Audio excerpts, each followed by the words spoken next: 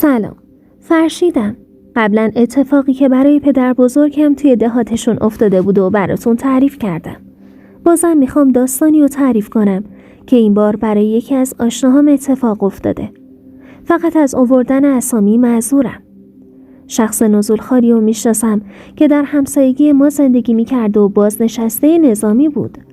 روی پشت بوم خونش کبوتر نگه می‌داشت و این کبوترها رو حتی از بچه‌های خودش هم بیشتر دوست داشت. یه روز برای کاری از منزل خارج می‌شد. چند ساعت بعد برمیگرده و برای سرکشی و آبودون دادن و کفتربازی میره روی پشت بوم خونه. وقتی درب پشت بومو باز میکنه، از پشت توری گنجه کفترها رو میبینه که تعداد زیادی از کفتراش خونی و پر و بال کنده روی زمین افتادن.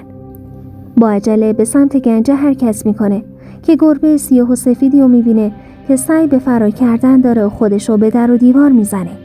سعی داره از سوراخ کوچیکی که بالای گنجه هست فرار کنه، ولی چون ارتفاع اون سوراخ زیاده، گربه به بالا میپره ولی دوباره روی زمین میفته و دوباره برای فرار تقلا میکنه.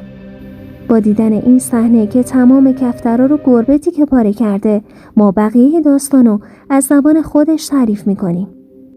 با دیدن این صحنه خونم به جوش اومد، ولی وقتی خیالم راحت شد که گربه راهی برای فرار نداره، به سمت انباری رفتم و یه گونی نخی پیدا کردم. با یه چوب برگشتم به سمت گنجه، در رو با احتیاط تا نیمه باز کردم و رفتم داخل و در رو بستم. گربه که از دیدن من حالا وحشی‌تر شده بود، صدای وحشتناکی در می آورد و با چنگ سعی داشت به سمت من حمله کنه که با چوب ضربه‌ای به سرش زدم و یکم بیحال شد.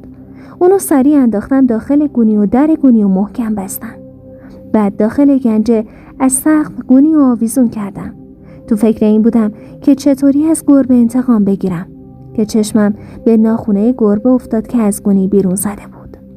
رفتم تو انباری و با یه گازنبر برگشتم. شروع کردم به کشیدن ناخونه گربه. ناله های وحشتناکی میکرد که بعد از 20 دقیقه بی تحرک و بی حال شد. بعد چوب برداشتم و تا جایی که نفس داشتم اونو کوبیدم و بعد از خسته شدنم گونی و پایین آوردم و بردمش داخل کوچه.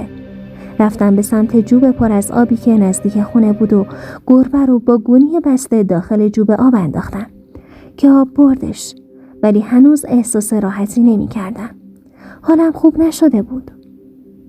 بعد از اینکه برای ما این اتفاق رو تعریف کرد، من واقعا حالم خراب شده بود و ناراحت اون گربه بودم. اون حیوان تقصیری نداشت، غریزه اونه. اما من شاهد این بودم که به یه هفته نرسید که یه روز صبح از خونه اون مرد سر و صدا و شیون به پا شد.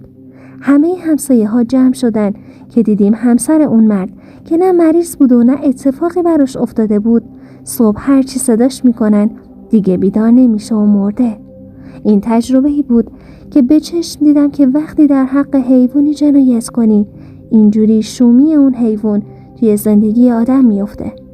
من اینو نمیدونم که اون گربه معمولی بود یا یه جن. فقط اینو میدونم که اگه یه گربه معمولی بود، شومی مرگش، و اگه یه جن بود، خانواده و قبیله اون جن انتقام سختی از این آدم گرفتن.